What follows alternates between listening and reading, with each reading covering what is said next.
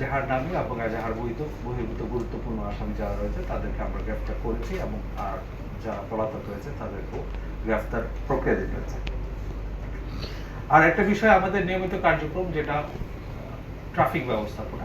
Traffic ব্যবস্থাপনার ক্ষেত্রে আমরা নিত্য নতুন কৌশল অবলম্বন করছি এবং বিভিন্ন স্থানে আমরা কিছু পরীক্ষামূলক ডাইভারশন দিচ্ছি এবং এসব ক্ষেত্রে দেখা যায় সেগুলো খুব ইতিবাচক ফলাফল নিয়ে আসছে।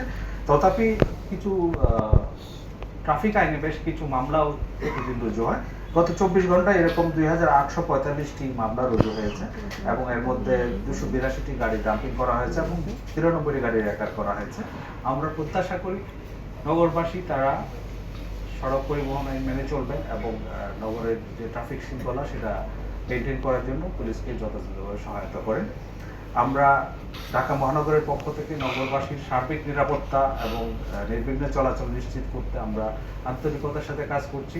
আপনাদেরকে আমরা আহ্বান জানাচ্ছি, সবাই আইন মেনে চলবেন, কোনোভাবেই আইন নিজের হাতে তুলে নেওয়া যাবে না এবং যে কোনো ক্ষেত্রে অপরাধ এবং অপরাধীদের সম্পর্কে কোনো তথ্য থাকলে নিকটস্থ থানায় অবহিত করবেন, পুলিশ তাৎক্ষণিক ব্যবস্থা নেবে। আমরা ঢাকা মহানগর পুলিশ সবসময় আপনাদের পাশে আছি, থাকবো। আসসালামু আলাইকুম, সবাইকে অনেক ধন্যবাদ।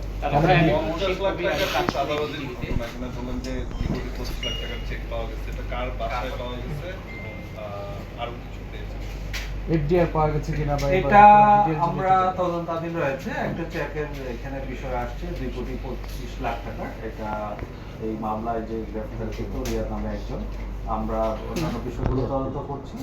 এটা বন্ধ আছে।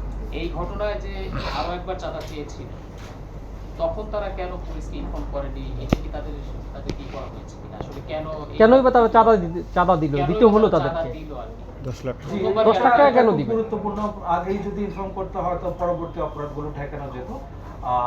আমরা বিষয়গুলো তারা চাঁদা দেয়নি, এটা কি বলতে তাদের না, অপরাধ মহাশয়, কিনা? দিয়েছে তাদের অপরাধ কিনা?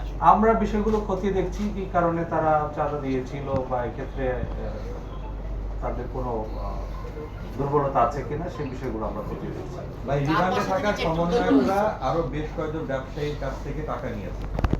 প্রাথমিক জিজ্ঞাসাবাদে জানা গেছে কিনা যে কতজনের কাছ থেকে তারা টাকা নিয়েছে এবং তাদের অ্যাকাউন্টে অস্বাভাবিক লেনদেনের তথ্য পাওয়া গেছে এবং এই টাকাটা তাদের উপরে নেতাদের কাছেও ভাগ বাটোয়ারা হয়। মানে এই জিজ্ঞাসাবাদে এই পর্যায়ে কি কি তথ্য এইরকম আর পেয়েছেন? আসলে এখানে যারা জড়িত ছিল, আমি এটা মনে করি কোনো দলীয় পরিচয় কারো কাছে মুখ্য বিষয়টা। আমরা যে সম্ভাব্য কারণগুলো এবং এখানে যারা জড়িত ছিল তারা ব্যতীত আর অন্য কেউ আছে কিনা সেটাও আমরা তদন্ত করে দেখছি। আশা করি এই তদন্ত শেষে এগুলো বিস্তারিত জানা সম্ভব হবে। যেটা হচ্ছে যে আইন শৃঙ্খলা পরিস্থিতি আশঙ্কা করে সতর্কবার্তা জারি করেছে পুলিশ সদর দপ্তরের পক্ষ থেকে সারা দেশে, মানে আগামী কয়েকদিনের জন্য। আসলে এই বিষয়ে ঢাকা মহানগরীতে বিশেষ করে একটি রাজনৈতিক দল যারা মানে পলাতক, তারা আইন শৃঙ্খলা পরিস্থিতি অবনতি ঘটাতে পারে। আপনাদের কাছে আসলে কি ধরনের মেসেজ আসে আর এই ব্যাপারে আপনাদের পদক্ষেপটা কি? আমরা যে কোনো সময় সতর্ক রয়েছি, যে কোনো অরাজক পরিস্থিতি মোকাবেলা করার জন্য ডিএমপি তার পূর্ণাঙ্গ সক্ষমতা নিয়ে কাজ করছি। এই ক্ষেত্রে যদি কেউ আইন শৃঙ্খলা অবনতি করার চেষ্টা করে সেটা আমরা অবশ্যই আইনানুগভাবে মোকাবেলা করব। এর বাইরে আমাদের যে গোয়েন্দা তথ্য যেগুলো থাকে সেগুলো কাজে লাগিয়ে আমরা আইন শৃঙ্খলা পরিস্থিতি স্বাভাবিক রাখার জন্য চেষ্টা করছি। তাহলে ভাই, এই যে সন্ধ্যার পরে বিশেষ করে রাজধানী যে থানাগুলো আছে এই থানাগুলোতে সমন্বয়ক পরিচয় দেন দরবার এবং চাঁদাবাজি নানা ধরনের ইয়ার জন্য প্রেশার ক্রিয়েট করা হয় থানার ওসিদেরকে। থানার ওসিরা ঠিকমতো কাজ করতে পারছেন না। থানায় হয়ে গেছে এখন আড্ডাখানা। বিশেষ করে এনসিপি বলেন, বিএনপি বলেন, জামাত বলেন, সন্ধ্যার পরে তাদের থানায় হচ্ছে আড্ডাখানা চলছে।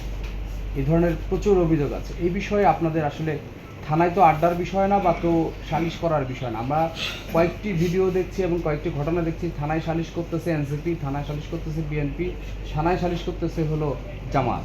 তাহলে এই বিষয়গুলো কেন আইন শৃঙ্খলা বাহিনী নিয়ন্ত্রণ করতে পারছে না বা আগের মতো কেন অ্যাকশনে দিতে পারছেন না আপনারা? মানে দুর্বলতা কোথায়? থানায় আসলে এরকম সালিশ করার কোনো অবকাশ নেই।